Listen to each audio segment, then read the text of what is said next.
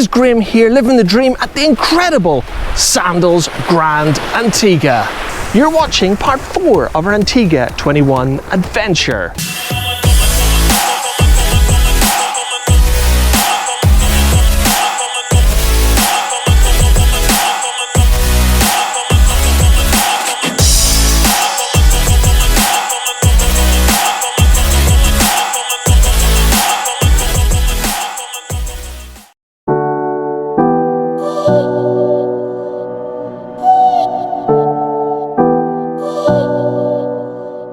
Thursday, the 14th of October 2021, and day 13 of our Antigua 21 adventure is all about a walk on the beach. Because straight after breakfast, Fiona and I had decided to walk to both ends of the beach as far as we could walk in both directions from the Sandals Grande Antigua. So we initially turned left, heading in the direction of St. John's, the capital city of Antigua. But if you'd watched yesterday's visit and our trip into St. John's, you would see it is far from a city. Anyway, back to Fiona's and my walk on the beach. The Sandals Pier that you saw a few seconds ago is in fact the boundary line of the resort heading in this direction. So the properties and the beach club you're going to see from now on are nothing to do with the Sandals Resort. And remember, as I've explained in previous videos, all of the beaches on Antigua are public beaches, 365 in total.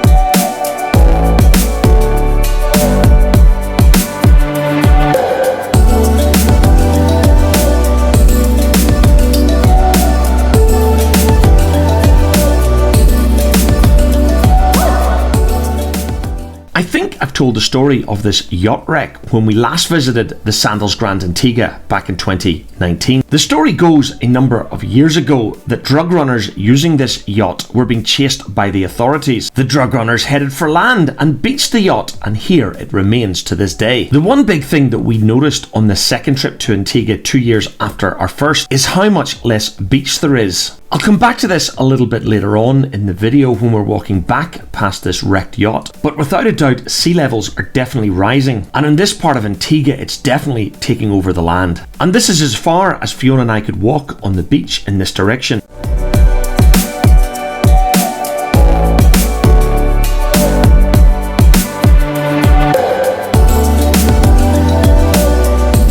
So there was little else that Fiona and I could do but turn round and head in the opposite direction.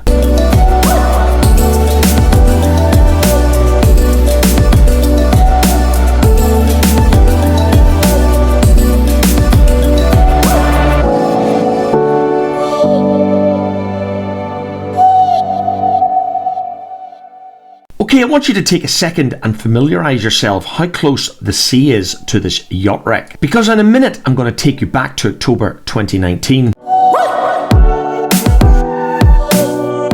Okay, here is Fiona and I 2 years younger when we last visited the Sandals Grande Antigua in October 2019, and hopefully you can appreciate the sea level from 2 years ago, because jumping back to October 2021, Fiona and I did wonder if this was the telltale signs of global warming. And if you stick with this video, you will see some other examples a little bit later on, when we walk past the abandoned resort on the other side of the Sandals Grande Antigua.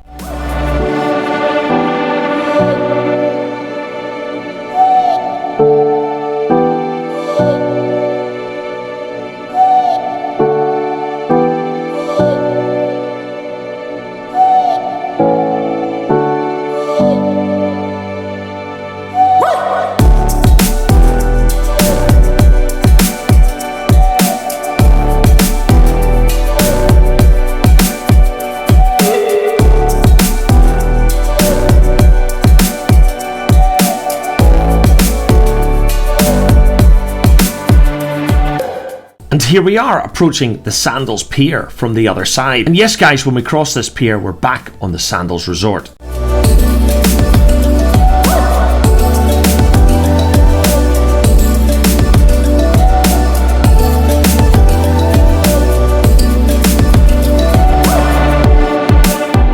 As I've said many times throughout our Antigua 21 adventure series. The beach here at the Grande Antigua is beautiful. However, when we visited in October 2021, we felt that the water was a lot colder than it had been previously, and certainly very un-Caribbean. Neither Fiona and I were sure if this was the aftermath of Hurricane Sam, which passed within a few hundred miles of Antigua a week earlier. And the other big issue in 2021 was there seemed to be an awful lot of jellyfish, and a number of guests that we met had complained about being stung. But getting back to our morning walk on the beach, Fiona and I have now left the Sandals Grande Antigua resort in the other direction, where we're now approaching the abandoned resort that I talked about earlier. I've absolutely no idea when this resort closed, but it reminded me of an old film from my childhood called Logan's Run, because years after the abandonment, the wilderness has started to take over.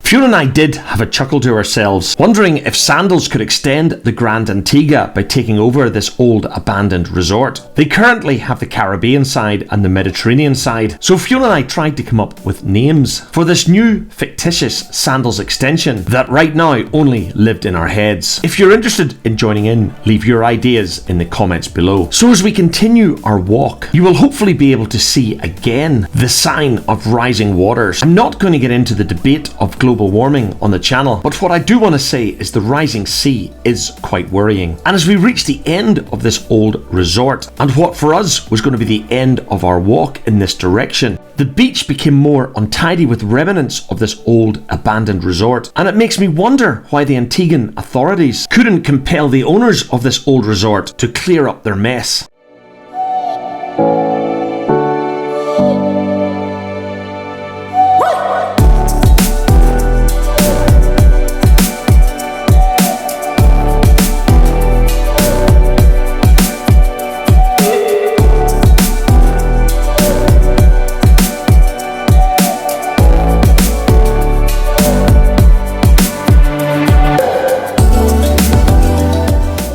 And that was as far as Fiona and I could go in that direction. So it was time to do a 180 and head back to the Sandals Grande Antigua for a well-earned drink.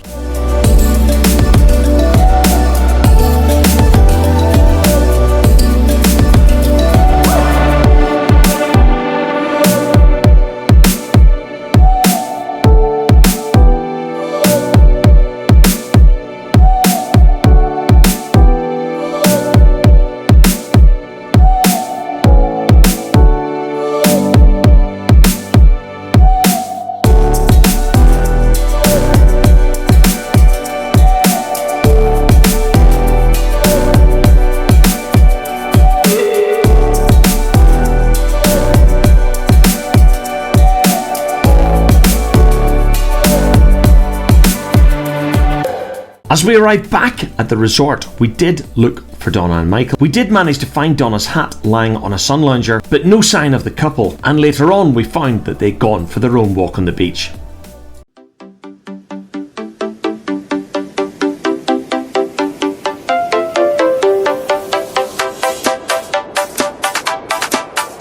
You joined Fiona, Donna, Michael and I on Friday night, the last night of our Sandals 21 adventure. In this episode, I'm covering our kimonos experience only, because we all have enjoyed kimonos at the other Sandals resorts we visited over the years, but we had yet to try kimonos here at the Grande Antigua. And again, I'm going to apologise for the quality of this video. My GoPro Hero 9 is not performing very well in low light conditions. However, we headed out of the lobby on the Caribbean side of the Sandals Grande Antigua resort for the 2-minute walk to Kimonos, and of course Soy is in the same block. And most of you watching this will probably already be aware that Kimonos is the hibachi, or is it teppanyaki, Japanese style restaurant on site at the majority of Sandals resorts here in the Caribbean. Checking in at Kimonos was a little bit chaotic, but that was becoming a theme during our October 21 vacation at the Sandals Grande Antigua. However, we didn't have to wait very long before being escorted to our dining room. And to Fiona and I, the Kimonos here at the Sandals Grande Antigua reminded us very much of the Kimonos restaurant at the Sandals Le Toc in St. Lucia, a series of small dining rooms rather than one large restaurant, which can get rather noisy. So for us, this was going to be a thumbs up for Kimonos at the Grande Antigua.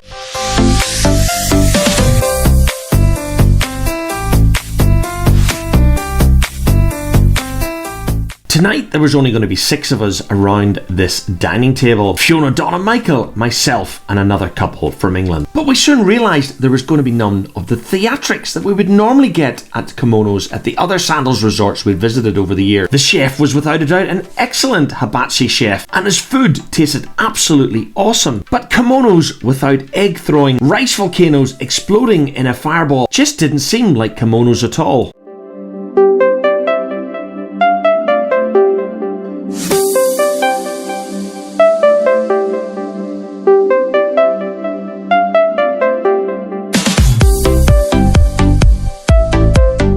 The chef prepared the usual chicken, steak, and tonight's seafood option was maki-maki. And yes guys, it all tasted really good, leaving us wondering if the lack of theatrics was just another sign of the Sandals Grande Antigua just not living up to other Sandals resorts that we've visited over the last 8 years.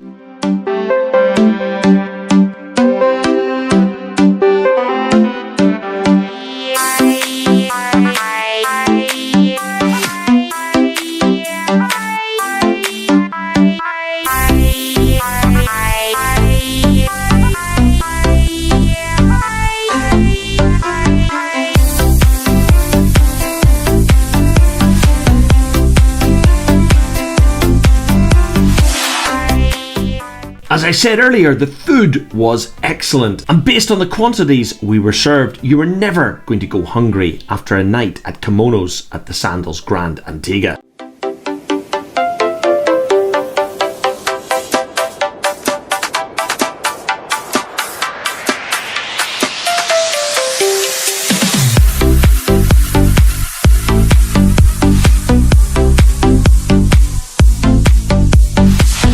And after dinner at all of the restaurants that we've enjoyed here at the Sandals Grande Antigua, we didn't go for dessert, because after Kimonos, Fiona, Donna, Michael and I headed to the Paris Cafe for coffee and dessert.